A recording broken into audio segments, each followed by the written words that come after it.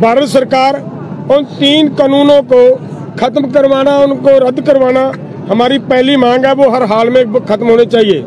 और उनके साथ एक बात और ध्यान में रखनी है, जो हम मांगते हैं वो ये मांग है कि MSP है जो, उसकी गारंटी और उस MSP पर खरीदने की भी गारंटी, इसका कानून बने। वो कानून बनाए सरकार, फिर हमारा मतलब ये किसानों के जो ऊपर जो कुहाड़ा उठा है, किसानों की जो जिसे हम डेथ वारंट कहते हैं, उससे किसान का भला हो पाएगा, बच जाएंगे। हमारा मतलब इतना ही कहना है। आगे मतलब राज्यपाल बलबीर सिंह राज्यपाल जी अध्यक्ष, मैं खड़ा होकर कह दूं आवाज बढ़िया, खड़े को आवाज बढ़िया, मैं खड़े होकर बात कर थोड़ा मुंह ऐसे मैं थोड़ा एक्सप्लेन करने की कोशिश करूंगा कि हमारा जो बुनियादी जो शंके हैं, हमें मोदी सरकार कहती है कि ये कानून हम किसान के भले के लिए लाए। 13 तारीख को मीटिंग हुई, मंत्री 3 थे, उसमें हमारा सवाल था कि कौन से किसान ने आपसे ये भला करने की डिमांड की थी या कौन सी ऑर्गेनाइजेशन ने भला करने की डिमांड की थी। दूसरा, उन्होंने वो कहते हैं कि जी हम तो बिचौलियों को निकालने के लिए हमने ये कानून लाए हैं। तो हम कहते हैं डिफाइन बिचौलिया। हमारे पंजाब और हरियाणा का marketing system, this is one of the best in the world. तो वहाँ पे जो आड़ती है वो क्या करता है, हम ट्राली लाते हैं, वो खाली करवाता है, उसको उसकी सफाई करवाता है, उसको रेट लगवा के खरीद एजेंसी से फिर उसको बोरियों में भर के उनको ट्रांसफर करता है, तो सारी पेमेंट लेके किसान को देता है। अगर वो 1500 रुपए खरीदे और 1925 का बिल बनाए, फिर तो बिचौलिया हुआ। उसने ये सारी सर्विस दी, उसके लिए उसने अपना कमीशन ले लिया। He service provider, he is not बिचौलिया। बिचौलिया आप बिचौलिए के दबाव में है, क्योंकि आपने डिफेंस में बिचौलिए रखे हुए हैं। आपने भारत सरकार का जो ट्रेड और कॉमर्स है उसके लिए बिचौलिए रखे हुए हैं, हर काम के लिए बिचौलिए रखे हुए हैं। भारत सरकार का कहीं भी कोई भी सौदा हो बगैर बिचौलिए के नहीं होता, इसीलिए उनके दिमाग पे चढ़ा है। लेकिन हमारे यहाँ जो है वो ही सर्विस प्रोवाइडर, इज नॉट बिचौलिया। अगली बात, वो कहते हैं कि जी हमने जो कानून बनाया है, हमने एक देश एक मंडी बना दी। ग्राउंड रियलिटी ये है कि 1976 में हमने एक एजिटेशन लड़ा, जब जोनल रिस्ट्रिक्शंस थी, हम पंजाब से बाहर गेहूं नहीं ले जा सकते थे। 1450 किसान 40-40 दिन जेल गए।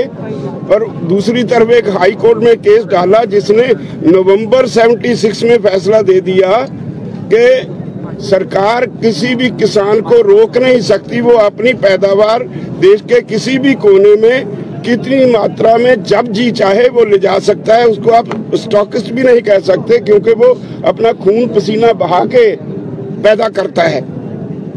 तो 77 में जब जनता सरकार आई, तो पहला पार्लियामेंट का रेजोल्यूशन है कि देश में, सारे देश का एक जोन होगा। हमने पूछा कि बिहार से पैडी पंजाब में आती है, यूपी से पंजाब में आती है, यूपी से गेहूं पैडी पंजाब और हरियाणा में आती है, कोई पाबंदी नहीं। हम अपना किन्नू बंगाल में, बेंगलोर में बेचते हैं, कोई पाबंदी नहीं। हमारा यहाँ तक दिल्ली तक हमारी पहुंच है। हम किसान की सब्जी मंडी आजादपुर में लाते हैं, कोई पाबंदी नहीं। प्याज, केला, संतरा महाराष्ट्र से सारे देश में जाता है, कोई पाबंदी नहीं। सेब हिमाचल से, जम्मू कश्मीर से सारे देश में जाता है, कोई पाबंदी नहीं। आपने क्या नया काम किया? एक्चुअली कोई पाबंदी है नहीं। अपने कॉर्पोरेट्स को खुश करने के लिए उन्हें और कोई लॉजिक नहीं मिलता था, तो कहा कि हमने तो जी एक देश एक मंडी दे दी। रियलिटी ये है कि एक देश दो मंडियां बना दी। एक मंडी है which is governed bye APMC act, किसी कानून के तहत 100 साल से वो काम कर रही है, जो ट्राइड एंड टेस्टेड है, हर किसान को उसकी समझ है।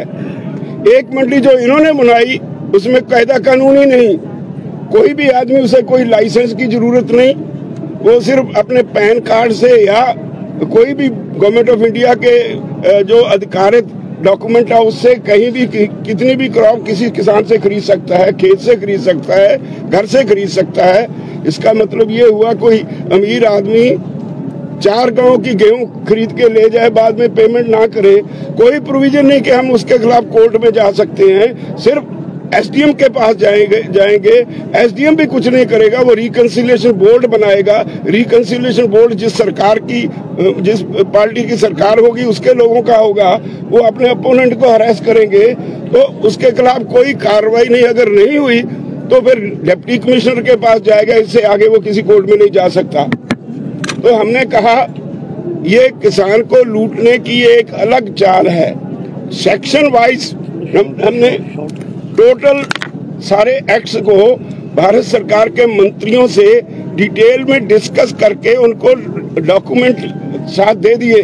आज तक सरकार के पास उसका कोई जवाब नहीं। दूसरा, वो कहते हैं कॉन्ट्रैक्ट एग्रीकल्चर के लिए हमने एक नया कानून दे दिया। हमारे पास मिसाल है, हम गन्ना बेचते हैं तो हमारा शुगर मिल से कॉन्ट्रैक्ट होता है, शुगर मिल वाले 2-2 साल पैसे नहीं देते, किसान उसका क्या बिगाड़ लेता है, एजुकेशन करनी पड़ती है, और 8.5% रिकवरी पे गन्ने का दाम तय होता है। अगर रिकवरी ज्यादा हो जाए तो in the end of the year उसकी एवरेज रिकवरी के हिसाब से एडिशनल केन प्राइस देने का प्रावधान एक्ट में है, कभी किसी ने नहीं दी। तो ऐसे एग्रीमेंट जो आप हमारे करवाओगे, उनके उसमें लिख दिया कि वो एग्रीमेंट रद्द कर सकता है अगर जब क्रॉप आएगी उसकी क्वालिटी पे, उसमें जो पेस्टिसाइड रेसिड्यू है उस बहाने, किसी ना किसी बहाने वो रद्द करेगा। तो जो उसको खाद वगैरह जो उसके लिए पैसा दिया होगा किसान को, उसके लिए वो जाएगा एसडीएम के पास, उसने उसके खिलाफ डिग्री ये कहते हैं कि कुर्की नहीं होगी जमीन की, लेकिन जो सेक्शन 15 में लिखा है कुर्की नहीं होगी, उसके अगले सेक्शन में लिखा है कि अगर एसडीएम उसके खिलाफ, किसान के खिलाफ फैसला दे दे, that amount can be recovered under land revenue act. Land revenue act का मतलब है कुर्की होगी, वो भी झूठ बोलते हैं। तो इसेंशियल कमोडिटीज एक्ट में अमेंडमेंट करके टोटल खुली छूट दे दी। हमारे से खरीदेंगे गेहूं 1900 रुपए, स्टॉक करके रख लेंगे, जब कंज्यूमर के पास जाएगा उसकी कोई स्टॉक लिमिट नहीं, कोई उसका हिसाब चेक नहीं करना, जब कंज्यूमर के पास जाएगा वही 7000 रुपए क्विंटल बिकेगी।